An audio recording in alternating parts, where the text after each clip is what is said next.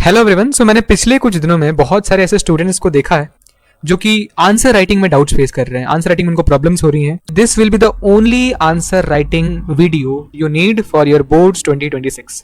Specially it will apply to almost all the humanities subject except some. ठीक है, history pol science को apply होगा, economics की theory को अप्लाई होगा, ज्योग्राफी को अप्लाई होगा, साइकोलॉजी सोशियोलॉजी सब पे अप्लाई होती है आंसर राइटिंग थ्योरी।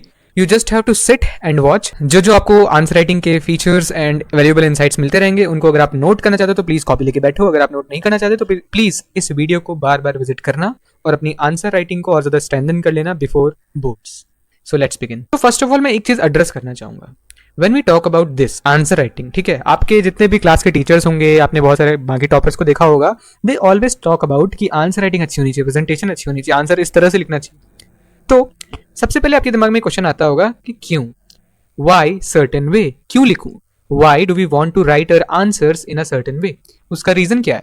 ठीक है, तो पहले उस चीज को क्लियर कर देते हैं 2 मिनट में। ऑब्जेक्टिव या बेसिकली उसका ऑब्जेक्टिव ही उसकी इंपॉर्टेंस है। अगर आप उसको एक बार समझ लोगे कि why do we have to write our answers in a certain way, तो आपको समझ आ जाएगा एंड आप और अच्छे से आंसर्स को अप्रोच कर पाओगे and you will get better at answer writing. So suppose you are a copy checker. ठीक है, आप कॉपी चेक कर रहे हो अपनी आंसर राइटिंग। ठीक है, ये वो big bundle of copies to check. जो आपकी कॉपी चेक करने वाले हैं उसके पास बहुत ही बड़ा बंडल होगा, 30 40 50 100 कॉपीज होंगी, उसको साथ में चेक करनी होगी एक साथ बैठ के।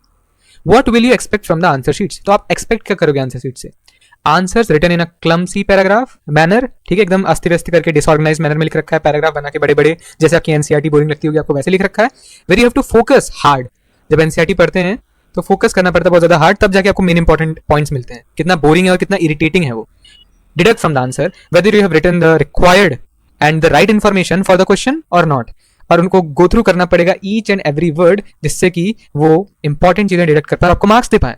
It becomes very boring and frustrating for the checker. ठीक है, एंड यहाँ पे क्या होगा, व्हाट इफ वो कुछ इंपॉर्टेंट आंसर्स इंपॉर्टेंट कीवर्ड्स या फिर इंफॉर्मेशन स्किप कर जाए गलती से, या फिर फ्रस्ट्रेशन के चक्कर में वो उस आंसर को उस तरह से ना जज कर पाए जिस तरह से आपका कोई आंसर एक अकेले लेके बैठेगा। उसको 100 कॉपी चेक करनी है। Will you want the copy checker जो कि आपको नंबर देने वाला है, जिससे आपकी परसेंटेज डिटरमाइन होने वाली है, उसको फ्रस्ट्रेट करना चाहोगे या फिर उसको बोर करना चाहोगे अपने आंसर से? बिल्कुल भी नहीं। But what if the answers were written in an ordered and presentable manner where the copy checker is able to see each and everything you have written clearly? उसको पढ़ना नहीं पड़ रहा है पूरा एक एक वर्ड, वो ऊपर से ही देख पा रहा है कि क्या चीज इंपॉर्टेंट लिखी है क्या चीज नहीं, क्योंकि आपने उसको दिखा रखा है। And can easily read the important or important keywords or information without reading everything and getting annoyed. This is the best situation for the copy checker. अब मैंने यहाँ पे सिंगल कोट्स में लिखा है, ये देखो ये इंपॉर्टेंट है। ये आप बोल रहे हो उस आंसर के थ्रू उस कॉपी चेकर से, आप अपने आंसर के थ्रू ये दिखा रहे हो कि ये देखो ये इंपॉर्टेंट है, ये देखो ये इंपॉर्टेंट है। अबे ये देखो ये इंपॉर्टेंट है आएगा कहां से?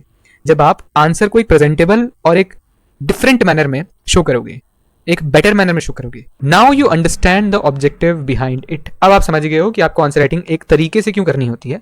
अब from here onwards whenever you right an answer you will have this objective in mind. आपके दिमाग में ऑब्जेक्टिव रहेगा कि मुझे क्यों आंसर्स को इस तरह से लिखना है, फिर एक अच्छी तरह से लिखना है, और आपको ये आंसर लिखने में और ज्यादा मदद करेगा बिकॉज यू नो कि आपको करना क्या है। So presenting to you the answer writing toolkit. ये आपको पूरा टूल किट दिया है मैंने, जिसमें आप लोग सारे के सारे वो टूल्स देख सकते हो, फीचर्स देख सकते हो, जिसको आप यूज करके अपने आंसर्स को वो प्रेजेंटेबल और एक ऑर्डर्ड फॉर्म दोगे, जिसमें आंसर जब कॉपी चेकर चेक करेगा तो बोलेगा वाह क्या आंसर्स लिखे हैं, और उसको कोई फ्रस्ट्रेशन नहीं होगी, कोई अनॉयंस नहीं होगी, और आपको फुल नंबर देगा अगर आपने कंटेंट परफेक्ट लिखा हो। Making headings and sub headings is our first topic, first tool. इसमें मैंने पहले क्या लिखा है, making broad headings is easy. Suppose मैं ऐसे एक ब्रॉड क्वेश्चन लेता हूँ, एक सिंपल सा जनरल, उसको देखना। मैंने एक क्वेश्चन लिया, right any 3 features of these 2 countries. ठीक है, right any 3 features of these 2 countries. अब आपने वो दीज 2 कंट्रीज हैं, ठीक है, या फिर इंडिया है एंड यूएसए, ये ले लिया हम लोगों ने।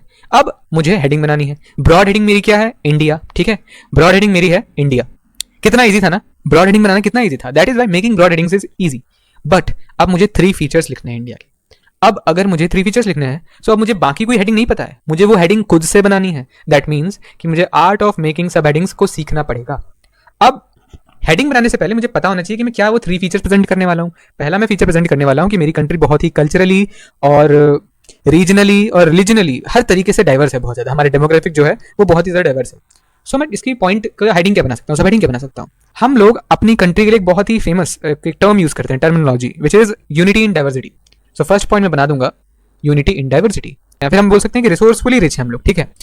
तो उसमें मैं क्या पॉइंट बना सकता हूँ कि मेरी कंट्री के रिसोर्सेस बहुत रिच हैं, नेचुरल रिसोर्सेज रिच हैं। सो मैं इसको पॉइंट क्या बना सकता हूँ, सब हेडिंग क्या बना सकता हूँ, इसका मैं सब हेडिंग बना सकता हूँ रिच इन नेचुरल रिसोर्सेस, ठीक है। अब देखो ऐसे पॉइंटर से होता क्या है ना, पहली बात तो आपने एक सब हेडिंग अच्छी बनाई है, और दूसरी बात आप ये सोचो, आप इस क्वेश्चन का आंसर लिख रहे हो, इंडिया के 3 फीचर्स।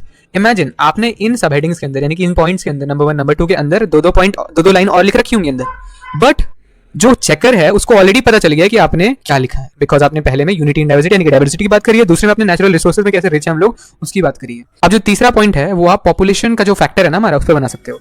सो कमेंट्स में बताना if someone is watching this video कि पॉपुलेशन का जो हमारा इतना रिच फैक्टर है, बड़ा फैक्टर है, बिग फैक्टर है, उसको वो हमारा एक बहुत बड़ा एडवांटेज है, तो उसको मैं किस तरह से थर्ड पॉइंट में सब हेडिंग की तरह प्रेजेंट कर सकता हूँ, ठीक है। So the art of making सब हेडिंग्स इज वेरी इंपॉर्टेंट। वो आपको 2 तरह से हेल्प करता है। एक तो आप अपने आंसर को प्रेजेंटेबल फॉर्म में प्रेजेंट कर रहे हो, प्रेजेंटेबल फॉर्म में शो कर रहे हो, जहां पे आपने अपने पॉइंट का भी एक सब हेडिंग बनाया है। उससे होता क्या है, first thing good presentation, second thing जो चेकर है उसको आपका पूरा आंसर शायद पूरा का पूरा पॉइंट देखने की जरूरत नहीं पड़ेगी, ही विल और she will get the main idea from the sub heading of the point only. So the second tool in our tool kit is dos and don'ts of underlining.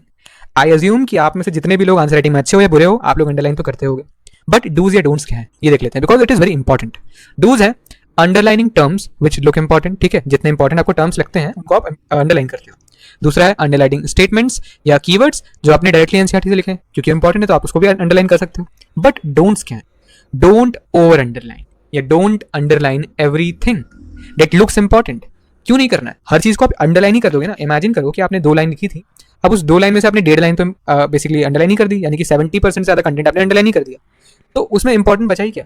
Example के लिए ऐसे सोचो कि आपने एक दिन में 70% जो आपकी डाइट है वो चावल से ही है, ठीक है, आप चावल ही खा रहे हो 70% टाइम्स, तो क्या चावल की कोई यूनिकनेस बच गई, या फिर चावल क्या वो आपको ऊपर से इंपॉर्टेंट दिखा उस डाइट में, हाईलाइट होगा चावल नहीं, क्योंकि चावल तो हर जगह है। उसी तरह से अगर आप अपने पूरे पैराग्राफ को या फिर पूरे पॉइंट को, पूरे आंसर को आधे से ज्यादा अंडरलाइन ही कर दोगे, बिकॉज इंपॉर्टेंट चीज तो बहुत होती है, तो आधे से ज्यादा अंडरलाइन ही कर दोगे, तो क्या अंडरलाइनिंग के थ्रू जो आपने लिखा था, जो पॉइंट्स को आप मेंशन करना चाह रहे थे, हाईलाइट करना चाह रहे थे, वो भी इंपॉर्टेंट बचे भी नहीं। दैट इज वाई हम क्या करेंगे, कुछ चीजों को ही अंडरलाइन करेंगे जो इंपॉर्टेंट लगेंगे, उसके अलावा क्यों, बाकी चीजों का क्या, because we have other tools too. हमारे पास और भी टूल्स हैं जिसके बारे में हम डिस्कस करेंगे, वो यूज करेंगे हम लोग तब जब अंडरलाइनिंग नहीं करनी हो। उन्हीं अदर टूल्स को जिनको हमें यूज करना है, उसी में अगला टूल है, एंड पहला टूल है using quoting method. Quoting is very important. Quote a very important term, statement said by someone, ठीक है। इसका मतलब क्या हुआ, महात्मा गांधी का एक स्पीच का एक्सर्प्ट दिया है हमारे पहले चैप्टर में, और उसमें एक लाइन आती है, Thus tomorrow shall be a day of rejoicing as well as morning, ठीक है, मैंने एग्जैक्ट नहीं बोला है बट ऑलमोस्ट एग्जैक्ट सेंटेंस यही था। अगर आप महात्मा गांधी के बारे में कोई आंसर लिख रहे हो एंड उसके बारे में इंडिपेंडेंस का जिक्र है, फिर उससे कुछ रेफरेंस में है, ठीक है, मैं एग्जांपल दे रहा हूं बस, then you can double quote this statement. अगर आपको याद रहेगा, आपको याद था कि tomorrow tomorrow shall be a day of rejoicing as well as of mourning, आपको याद है, तो आप क्या करो, उस सेंटेंस को लिखो एंड उसको डबल कोट कर दो। अब जब आपका कॉपी चेकर इस लाइन को पढ़ेगा, एंड क्योंकि कॉपी चेकर तो ऑलरेडी एक टीचर है, ठीक है, उसको आपकी एनसीईआरटी पूरी याद होगी क्योंकि वो बहुत सालों से पढ़ रहा है, तो उसको तो ऑलरेडी हर एक लाइन याद होगी।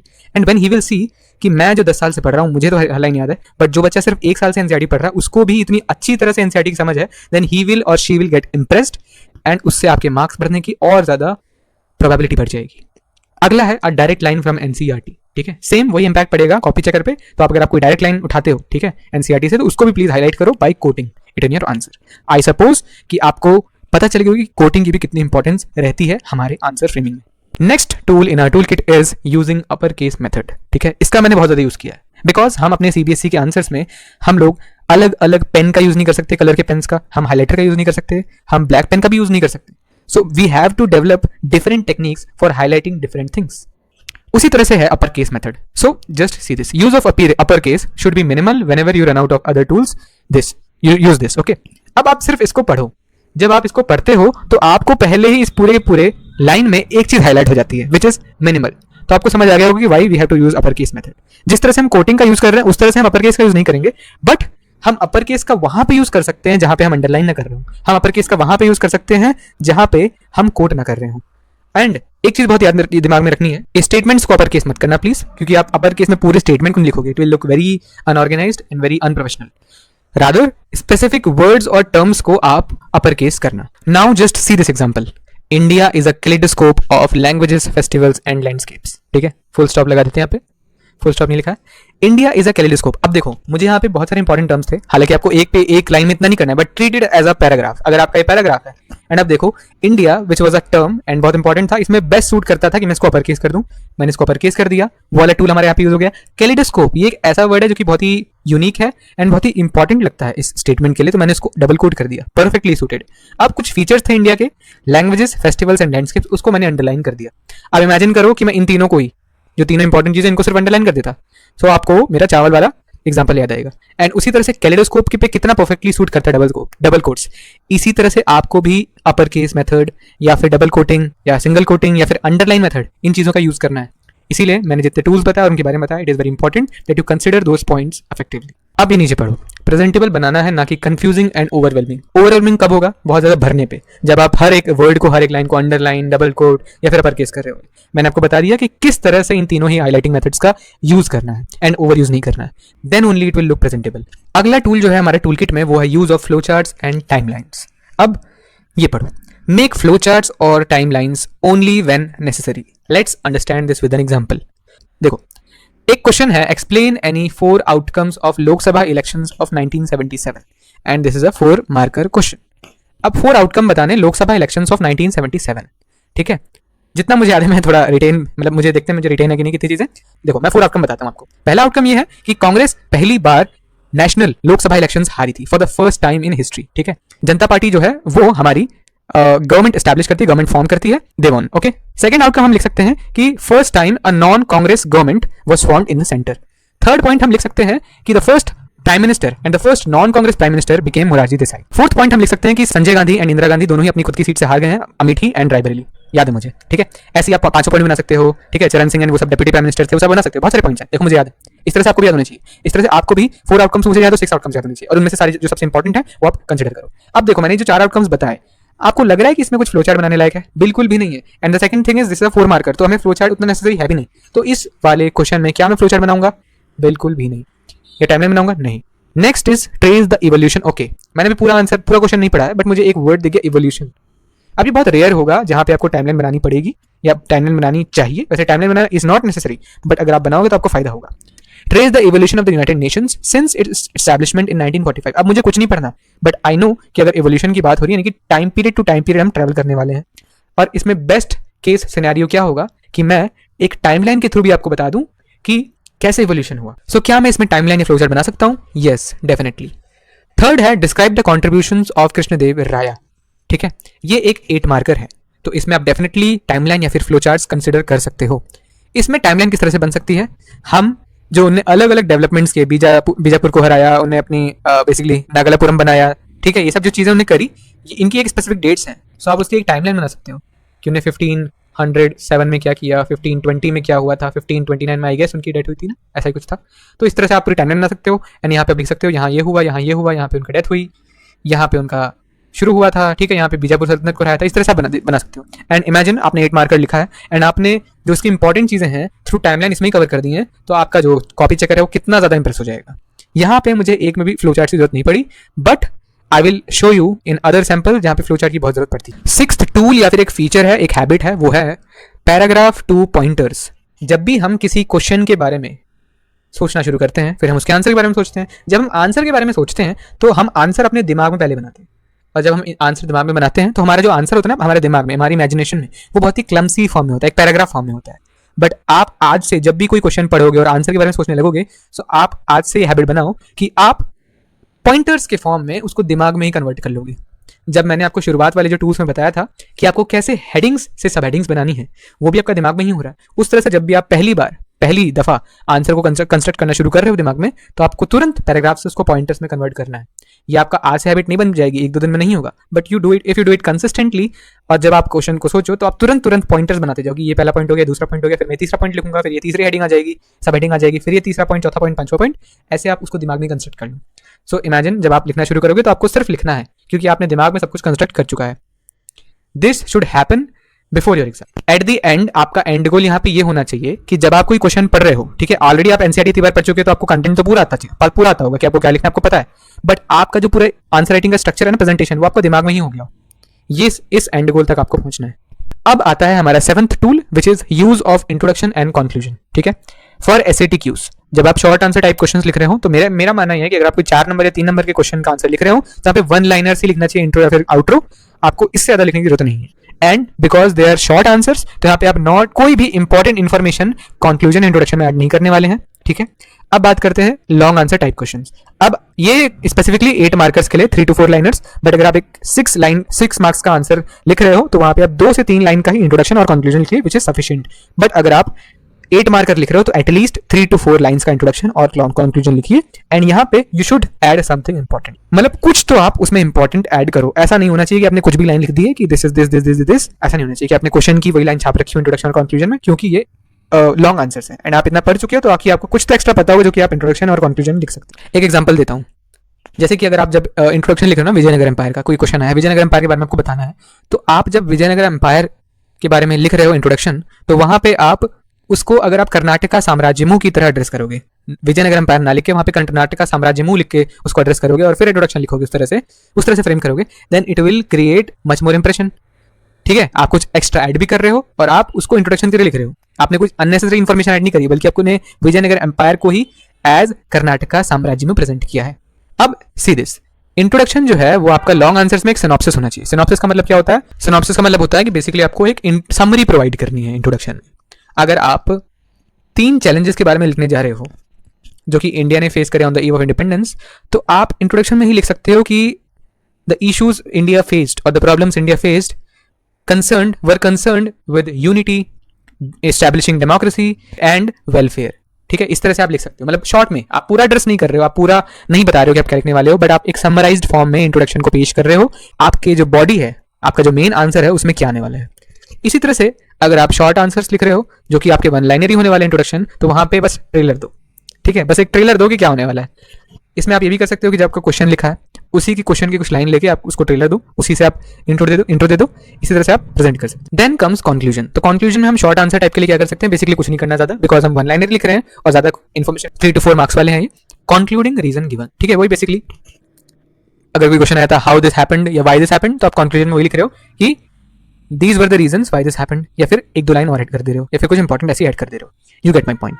अब अगर आप लॉन्ग आंसर टाइप क्वेश्चंस लिख रहे हो तो वहां पे अगर ये हाउ वाई वाले क्वेश्चंस है ना, तो इनको एड्रेस करना आप देयरफॉर, मोरओवर, हाउएवर, क्योंकि आप लॉन्ग आंसर लिख रहे हो। 8 मार्कर्स अगर आप लिख रहे हो तो आपको ऑलरेडी चीजें पता होंगी काफी सारी, वो आपने नोट कर दी सारे पॉइंट्स में, हेडिंग्स में, जो भी आपने लिखे बॉडी में। उसके बाद जब आप कंक्लूजन की तरफ बढ़ते हो तो इट इज इंपॉर्टेंट कि अगर आपको कुछ एक्स्ट्रा याद है उसी रेफरेंस में जो कि आपने बॉडी में नहीं लिखा, उसको आप यहाँ पे लिख सकते हो मोरओवर लिख के। एंड अगर आपको कुछ एक्स्ट्रा याद है जो कि इफ्स एंड बट्स में आता है, यानी कि हाउएवर में आता है, तो आप हाउएवर डाल के उसको ऐसे लिख सकते हो एंड फिर आप देयरफॉर लिख के कंक्लूड कर सकते हो, देन कंक्लूडिंग लाइंस दे सकते हो। So you get my point कि आपको कंक्लूजन और इंट्रो में क्या करना है और उसको कैसे यूज करना है। Now comes the last tool in our tool kit, जो कि एक तरह से टूल किट नहीं है, एक फीचर है, ठीक है। कवरिंग द रिक्वायर्ड इन्फॉर्मेशन, ठीक है, कवरिंग ऑलमोस्ट और मोर देन, ठीक है, इक्वल टू और मोर than 80% of the topics content which satisfies the demand of question asked. जो क्वेश्चन आपसे पूछ रहा है, वो जो क्वेश्चन का रेफरेंशियल टॉपिक है ना, जिस टॉपिक से आप लिखने वाले हो, उसका एटलीस्ट आपको 80% या उससे ज्यादा कवर करना है 8 मार्कर में या 4 मार्कर में, उसके हिसाब से, वर्ड लिमिट के हिसाब से। देन ओनली आपकी जो अपने प्रेजेंटेशन दी है उससे आपको फुल मार्क्स यील्ड होंगे। Presentation plus covering the required information is equal to full marks. Now we talk about the execution. अब हमने बात कर लिया कि हमें क्वेश्चन में, आंसर में करना क्या है, ठीक है, आंसर में क्या क्या चीजें करनी है, क्या क्या नहीं करना है, बट एग्जीक्यूशन फाइनली जब आप क्वेश्चन को लिख रहे हो, आंसर को लिख रहे हो, तो आप किस तरह से लिखोगे, आप किस तरह से अप्रोच करोगे, एग्जीक्यूट कैसे करोगे, ये देखते हैं। When you look at a question, you must get a picture of, ठीक है, जब आप किसी क्वेश्चन को लिख रहे हो तो ऑलरेडी आपको पिक्चर मिल जानी चाहिए कि what is the question asking me to answer। तो आपको क्वेश्चन पढ़ने के बाद पहली बात तो इतनी अंडरस्टैंडिंग गेन हो जानी चाहिए कि आपने क्वेश्चन पढ़ा, अब आपके दिमाग में आ गया ओके क्वेश्चन मुझसे ये पूछ रहा है, what is the question asking me to answer, पहला क्वेश्चन, ठीक है, पहला क्वेश्चन। अब अगर आपको इस क्वेश्चन का आंसर पता है, then if you know what the question demands, then the next question you ask yourself is, second question क्या है, do I know the answer, क्या मुझे इसका आंसर पता है, ठीक है। सेकंड क्वेश्चन आपने पूछ लिया, do I know the answer, अगर आपको इसका आंसर पता है, if yes then you must imagine the keywords, points and every info, ठीक है, regarding the answer you know, then you start writing it. तो अगर आपको आंसर पता है तो आपको ऑलमोस्ट मोर देन 80% उसके कीवर्ड्स, पॉइंट्स और every info regarding the answer आपको याद आ जाना चाहिए। Now while writing the answer, मेरे पास तीसरा क्वेश्चन आता है, can I structure the whole answer, basically presentation. Yes, मैंने आपको ऑलरेडी टूल किट दे दिया है तो आपको इसमें दिक्कत नहीं आनी चाहिए। The only effort you have to make here is to structure the whole answer as you already know the answer. जो बच्चा आंसर लिखते हुए इन तीनों क्वेश्चंस का आंसर यस में देगा, उस बच्चे को आंसर राइटिंग में कोई प्रॉब्लम नहीं होगी, बिकॉज कैसे स्ट्रक्चर करना है उसमें मैंने आपकी हेल्प करी। क्वेश्चन क्या आंसर पूछ रहा है उतनी अंडरस्टैंडिंग आपको गेन करनी है। And do I know the answer, ये तभी होगा जब आप अपनी एनसीईआरटी को अच्छे से पढ़ोगे। एंड प्लीज अपनी ये भी हैबिट बना लीजिए कि आप हर क्वेश्चन को अटेम्प्ट करते समय ये 3 क्वेश्चंस अपने आप से पूछ रहे हो। एंड आने वाले कुछ दिनों में आप इस तरह से अपनी आंसर राइटिंग को प्रैक्टिस कर लो कि हर बार, ऑलमोस्ट हर बार आपको इन तीनों क्वेश्चंस का आंसर यस में ही मिले। एंड एक चीज मैं बहुत ही कॉन्फिडेंटली बोल सकता हूं कि जब आप क्वेश्चंस को अप्रोच कर रहे हो और आप इन तीनों क्वेश्चंस का आंसर यस में दे रहे होंगे ना, एंड आप आंसर को लिख रहे होंगे, एग्जीक्यूट कर रहे होंगे, then you will 99% of the times score full marks. So जो मेन वीडियो थी जिसके बारे में बात करना था वो खत्म हो गई है। जिनको रिक्वायर्ड इन्फॉर्मेशन मिल गई है, समय कम है, वो इस वीडियो को छोड़ के जा सकते हैं। ठीक है, अब मैं बात करने वाला हूँ कुछ द आइडियल आंसर। हमने बात करी कि आंसर कैसे लिखने हैं, बट आइडियल आंसर है क्या? बेसिकली एक एग्जाम्पल तो दीजिए। वो चीज़ है, ये जितने भी फोटोज में लाया हो ना यहाँ पे, ये बेसिकली मैंने सीबीएसई की वेबसाइट से ही उठाए हैं। आपको पता होगा शायद कि सीबीएसई हर साल मॉडल आंसर शीट्स अपलोड करता है अपनी साइट पे, जो कि बेसिकली आपके लिए as a ideal answers present किए जाते हैं सीबीएसई के द्वारा, जो कि आपको बेसिकली इनडायरेक्टली बोल रहे हैं कि ऐसे लिखना है आपको, ऐसे करना है आपको आंसर। तो मैं सारे के सारे जो एग्जाम्पल्स लाया हूँ, मैं फुल फ्लेजेड आंसर्स नहीं लाया हूँ, बल्कि मैं कुछ सैंपल्स आपको दिखा रहा हूँ कि आपको लिखना कैसे है। अब आप ये देखो, पहले तो मैं एक चीज दिखाना चाहूंगा कि जो लोग बोलते रहते हैं ना कि handwriting matters, you can see this guy और girl doesn't have a perfect handwriting, doesn't have aesthetic handwriting, ठीक है, बट देन ऑल्सो शी और he scored full, I guess, क्योंकि मॉडल आंसर शीट है। Main reasons for beginning of era of coalition, देखो इसने किस तरह से इस पूरे के पूरे एरा ऑफ कोलिशन को समझाया, एक फ्लो चार्ट बगल में बना दिया, इसने एक्स्ट्रा इन्फॉर्मेशन प्रोवाइड कर दी है। Ruling alliance Janata Dal plus other regional parties थी, जिससे नेशनल फ्रंट बना। आउटसाइड सपोर्ट किसका था? बीजेपी और लेफ्ट फ्रंट का, ठीक है। अपोजिशन में कौन था? कांग्रेस। इसने जो नीचे लिखा अच्छे से समझाया, उसको इसने किस तरह से बहुत ब्यूटीफुली फ्लो चार्ट बना दिया। अब यहाँ पे फ्लो चार्ट की जरूरत थी, फ्लो चार्ट वो बना सकती थी, ये सकता था, तो उसने बनाया। अब ये आंसर देखो, यहाँ पे इसने बोल्ड एंड रिस्की लिखा है। अब जो लोग एनसीईआरटी को अच्छे से पढ़ रहे हैं ना, उनको पता होगा कि जो बोल्ड एंड रिस्की इसने लिखा है ना, ये एग्जैक्टली एनसीईआरटी से उठाया गया टर्म है, एनसीईआरटी से उठाया गया फ्रेज है, ये एग्जैक्ट एनसीईआरटी का डायरेक्ट स्टेटमेंट है, एंड उसने इसको डबल कोट कर रखा है। अब आप समझ रहे होंगे कि कितना ज्यादा इंपॉर्टेंस है इन हाईलाइटिंग टेक्निक्स का। अब मैं यहाँ पे एक 6 मार्कर क्वेश्चन लाया हूँ यहाँ पे आपके लिए, विच इज देखो, important issues on which a consensus has emerged among most political parties in India. अब आप देख सकते हो 6 मार्कर है और उसमें इंट्रो इसने 1 लाइनर ही दिया है, तो 1 लाइनर में भी कोई प्रॉब्लम नहीं है, बट अगर आप शॉर्ट अपने फुल मार्क्स को पे स्टैंप लगा देना चाहते हो कि फुल मार्क्स तो मुझे मिलेंगे ही, तो आप प्लीज 6 मार्कर में 2 to 3 लाइन का इंट्रोडक्शन जरूर लिखिएगा। अब इंपॉर्टेंट इश्यूज जो कि कंसेंसस में इमर्ज हुए पॉलिटिकल पार्टीज के क्या थे, देखो पहला है इकोनॉमिक पॉलिसी, दूसरा है ओबीसी इश्यूज, इसने सबकी सब हेडिंग बना रखी है एंड उसके अंदर लिख रखा है, सब हेडिंग्स को अंडरलाइन भी किया है, गुड। एंड एक चीज मैं यहाँ पे इस बेसिकली आंसर को इसलिए लाया हूँ क्योंकि आप ये देखो कि कितना ज्यादा क्लैरिटी है इस आंसर में। इसने बिल्कुल कुछ भी हॉच पॉच करके नहीं लिखा, क्राउडेड नहीं है ये आंसर बिल्कुल भी, एंड जस्ट सी कि कितने अच्छे तरह से अलग अलग पॉइंट्स को प्रेजेंट किया। एंड सी द सेम यहाँ पे देखो, मंडल इशू को इसने बेसिकली सिंगल कोट किया है एंड सारे के सारे पॉइंट्स को, तीनों के तीनों पॉइंट्स को अलग अलग एकदम प्रेजेंट किया है, बहुत ही अच्छा लग रहा है देखने में। तो मैं आपके लिए एक हिस्ट्री का 8 मार्कर उठा के लाया हूँ, विच इज देखो यहाँ पे क्या है, किंगशिप इन एंशिएंट इंडिया, ठीक है। यहाँ पे वायलेशन ऑफ नॉर्म्स था, वायलेशन ऑफ नॉर्म्स का एक पॉइंट लिखा होगा, example of violation of norm, inferences and conclusion और ब्राह्मणिकल नॉर्म। तो इसने क्या किया, एक इंट्रोडक्शन प्रोवाइड कर दिया और उसने इंट्रोडक्शन का एक फ्लोचार्ट बना दिया, सिनॉप्सिस प्रोवाइड किया कि इसने क्या बोला, ये मेरा टॉपिक है, ये 1 2 3 4 मैं पॉइंट प्रेजेंट करने वाला हूँ, ये वाली हूँ, एंड अब आप देख लो। अब देखो इसने पहला क्या बताया था पॉइंट, ब्राह्मणिकल नॉर्म। तो पहला क्या है, ब्राह्मणिकल नॉर्म अबाउट किंगशिप, ठीक है। तो पहला ही पेज पढ़ के कॉपी जगह समझ जाएगा, ओके 4 पॉइंट मुझे दिखने वाले हैं और ये 4 पॉइंट तो वैलिड लग रहे हैं, बस थोड़ा सा उसको देखना है कि क्या लिखा है। Brahmanical norm about kingship, okay, Brahmanical norm, Kshatriya eligible to be a king, ठीक है, धर्मसूत्रास, ठीक है, सब आ गया, ओके। मुझे सारी की सारी इंपॉर्टेंट चीजें भी ऊपर से दिख रही हैं, Brahmans, violation of norms, Brahmanical norm. हाँ, पर एक चीज मैं रिकमेंड करूंगा कि यहाँ पे आप कुछ चीजों को और ज्यादा अंडरलाइन कर सकते थे, जैसे कि आपने क्षत्रिय लिखा तो यहाँ पे क्षत्रिय को अगर आप अपर केस लिख देते and eligible to be a king को आप अंडरलाइन कर देते, तो आपको और कुछ पढ़ने की जरूरत नहीं पड़ती। ब्राह्मणिकल नॉर्म अबाउट किंगशिप, मैंने देखा क्षत्रिय हाईलाइट हो रहा है, eligible to be a king, मैं समझ गया कि मतलब क्या है उसमें पॉइंट में, मैंने पूरा पढ़ा ही नहीं, बट यहाँ पे मुझे क्योंकि इसने सिर्फ क्षत्रिय हाईलाइट किया तो मुझे पूरा पढ़ने की जरूरत पड़ रही है। These norm have been found in Dharmasutras, ठीक है। अब यहाँ पे बिल्कुल सही है, धर्मसूत्रास को क्या, बिल्कुल सही है। Kingship and administration was the important duties of Kshatriya, ठीक है। वायलेशन ऑफ नॉर्म्स, अब इसमें क्या है, ancient India provide us several instances were Brahminical norm. अब देखो यहाँ पे इसने थोड़ा सा इसने यहाँ पे ग्रामेटिकल मिस्टेक करी है, ancient India provide us several instances were Brahminical norm. अब जो पूरा स्ट्रक्चर है ना सेंटेंस का, this is not grammatically totally correct, ठीक है, 100% करेक्ट नहीं है, बट अब यहाँ पे एक और एंजाइटी कुछ लोगों की दूर होगी कि अगर आप थोड़ा सा ग्रामेटिकल एरर भी कर दोगे, बट अगर आपका कंटेंट में और आंसर का जो मेन क्रक्स है उसमें कॉम्प्रोमाइज नहीं हुआ तो आपको फुल मार्क्स फिर भी मिलेंगे। ग्रामेटिकल एरर से आपके मार्क्स उस तरह से नहीं कटते हैं अगर आपका जो पूरा का पूरा आंसर है उसमें मीनिंग है। Example of violation of norms भी दे रखा है, देखो कितने अच्छी तरह से दिया है। इसने मॉरियंस को हाईलाइट कर दिया, यानी कि हम मॉरियंस का एग्जांपल देख रहे हैं यहाँ पे। इसी तरह से शुंगास और कनवास का भी बेसिकली दे दिया। तो क्यों? क्योंकि जो कॉपी चेकर चेक कर रहा है उसको पता है कि मौर्यास और शुंगास एंड कनवास का एग्जांपल है वायलेशन का, तो उसने बस अंडरलाइन टर्म देखा और उसको पता चल गया। अब एक और चीज देखो, यहाँ पे इसने एक मैप भी बना दिया है, 4 डायनेस्टीज का मेंशन किया था और देखो इसने क्या किया, मौर्यंस, शुंगास, कनवास, शाकास और कुशानास, ऑलमोस्ट एग्जैक्टली वही उनकी लोकेशंस थी, उसको भी यहाँ पे इसने मैप के तरीके से शो कर दिया। अब इससे क्या होगा, अगर आप एक्स्ट्रा टाइम बचता है तो आप भी अगर ऐसी हरकतें कर देते हो, एक्स्ट्रा चीजें, तो इससे बहुत अच्छा इंप्रेशन पड़ता है। अब एक चीज ध्यान में रखनी है कि ये नेसेसरी नहीं है, ठीक है। अगर आपके पास टाइम है तो आप प्लीज करिएगा, नहीं टाइम है तो प्लीज मत करिएगा। But these kind of things will make an impact in your answers, but making impact isn't the only prerequisite और an mandatory thing to score full marks. Now end में देखो, hence that statement in ancient Indian subcontinent the kingship was not only with Kshatriyas but also with non Kshatriyas. इसने पूरा भी नहीं किया।